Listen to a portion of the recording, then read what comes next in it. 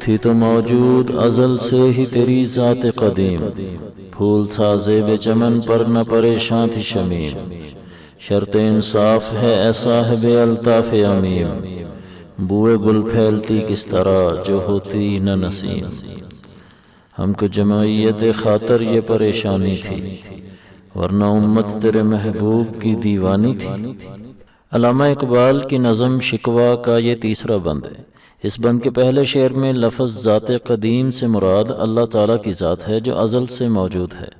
دوسرے مصرے میں پھول سے مراد بھی اللہ تعالیٰ ہے، اور پریشان سے مراد بکھری ہوئی، اور شمیم سے مراد خوشبو ہے۔ اس شعر میں علامہ صاحب اللہ کی ذات کو مخاطب کرتے ہوئے عرض کرتے ہیں کہ یا اللہ، ویسے تو تیری ذات ہمیشہ سے موجود تھی، یعنی یہ پھول چمن میں پہلے سے موجود تھا، لیکن اس کی خوشبو نہیں پھیلی ہوئی تھی۔ دوسرے شعر میں صاحب الطاف عمیم سے مراد عام مہربانی کرنے والی ذات یعنی اللہ تعالیٰ کی ذات ہی ہے۔ بوئے گل سے مراد پھول کی خوشبو اور نسیم سے مراد ہوا ہے۔ تو اس شعر سے مراد یہ ہے کہ اے وہ ذات جو سب پر اپنا لطف و کرم فرماتی ہے، انصاف سے کام لے کر بتا کہ یہ خوشبو کیسے پھیلتی اگر ہوا نہ ہوتی۔ مطلب اگر مسلمان تمہارا نام لے کر دنیا کے کونے کونے میں نہ جاتے تو تمہارا تعارف کس طرح ہوتا۔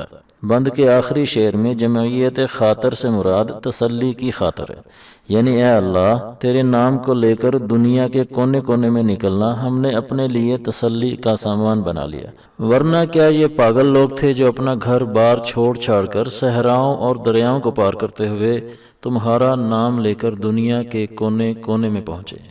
امید ہے کہ اس بند کا تلفظ، مشکل الفاظ کے معنی اور تشریح کے بعد اس کا مدعا اور مقصود بھی آپ کی سمجھ میں آ گیا ہوگا۔ علامہ صاحب کی مکمل شاعری کو اسی طرح سمجھنے کے لیے ہمارا چینل سبسکرائب کریں اور دوستوں کے ساتھ ہماری ویڈیوز کو شیئر کریں۔ اگلے بند تک کے لیے ہمیں اجازت دیں۔ والسلام علیکم ورحمۃ اللہ وبرکاتہ۔